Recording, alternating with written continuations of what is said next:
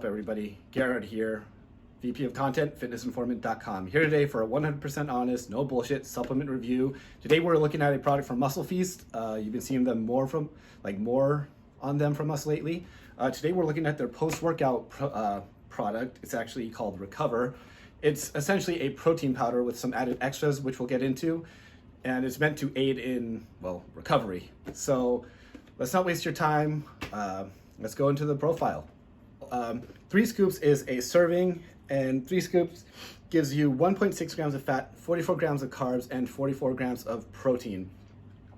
So let's go over the carbs first. The carbs come from, it's a blend called Carboline. It is a waxy maize, maltodextrin, and dextrose blend.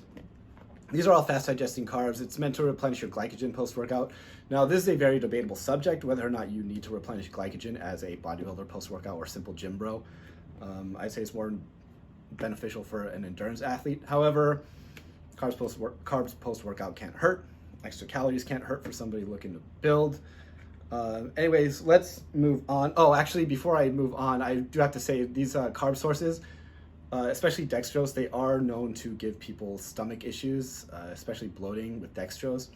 I didn't experience that, but there are people that will if they take this, so just a heads up. So next we get to the protein blend. That is coming from hydrolyzed whey and micellar casein. It doesn't really specify how much of each. However, I like these two. Hydrolyzed protein, whey protein, is the second fastest digesting protein you can drink. It's basically pre-digested. So, and then you also get the micellar casein. This is a more slow digesting protein. So you're getting a nice even flow of protein, not just a huge spike and then a drop in NPS. So good job there. Of course, again, we don't know how much of each. So let's move on. The next ingredient is L-glutamine. Glutamine doesn't have the same reputation like today as it used to. It used to be the big ingredient for recovery. However, it's been shown it's not as good as once touted. It's not as popular anymore, in my opinion, for the better. It is good for stomach issues, however. If you have some stomach lining issues, it has been shown to be good for that.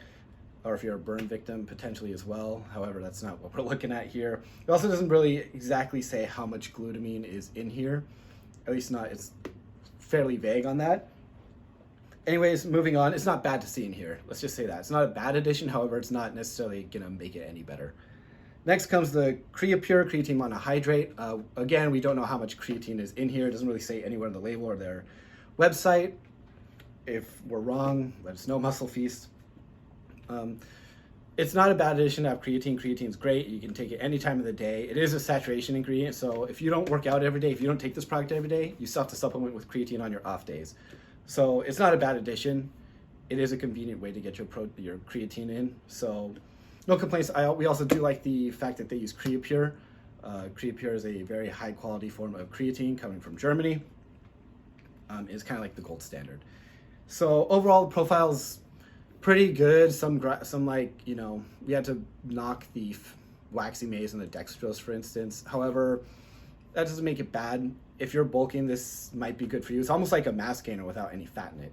So as far as being a recovery product, that's debatable. So now we get to the effectiveness of this product.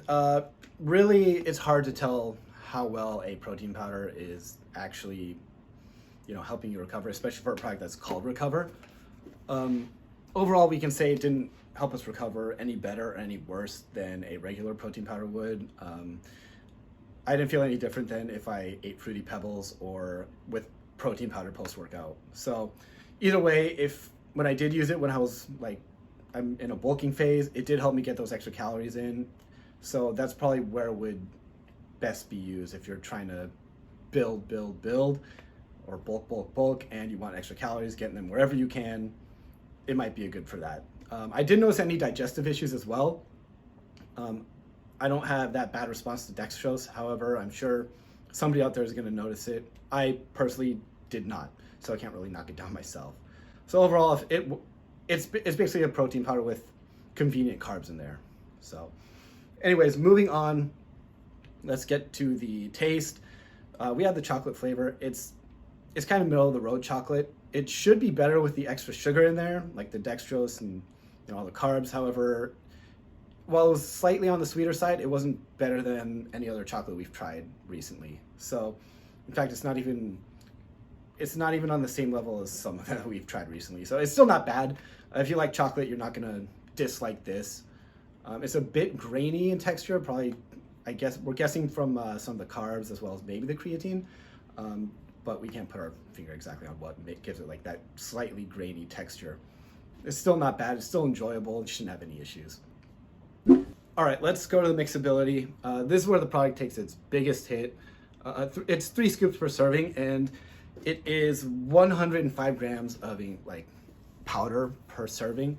So unless you have a giant shaker cup, if you mix this in a shaker cup, it is going to leave powder on the sides. There's always powder on the lid. I found myself having to add extra water to it, just to finish off the rest of the powder that didn't get mixed, that got caught on the sides of my shaker cup, that didn't get mixed. So that's where this product takes its biggest hit. It's not bad once it's actually like the parts that actually mix, but the stuff that gets caught in the sides and in the lid of your shaker cup, that's where it really, loses points with us. So now we get to the value. You get 30 servings for around $55, $56. If you use coupon code Informant, you get 10% off. That is, it's well under $2 per serving. That's not a bad deal. However, you would also be fine, taking a chocolate protein powder and eating Rice Krispies with it. That's much more inexpensive, and it'd be pretty much the same thing. Also, creatine on its own that you have to supplement with on off days anyway is also dirt cheap. So you can get Creapure very cheap, guys. Other than that, if convenience is big to you, that's where this product can really come in handy. If you don't have time to eat, sit down and eat a meal or other carbs post-workout, if you're on the go right after the gym, that's where this can come in handy. So if convenience is important to you, that's where this product can really shine. Other than that, we'd probably still rather you stick to a protein powder. So with any carb you like. So overall, it's more of a convenience product. If you're on the go post-work, after your workout and don't have time to sit down and eat, it might be good to have by you if you need those extra carbs, extra protein. However, if you have time to go home and eat take protein powder with, any other carb source, you should be fine there as well. You still need to supplement with creatine on your off days anyway, so this shouldn't be your main source of creatine. But overall, for the price, it's not a bad convenience product. So we're not saying don't buy it. We're not saying do buy it. If convenience is big to you post-workout, go for it. Thank you for watching, guys. Be sure to check us out on IG, check us out on Facebook, subscribe to this YouTube channel, check out our website for more content. As always, be informed and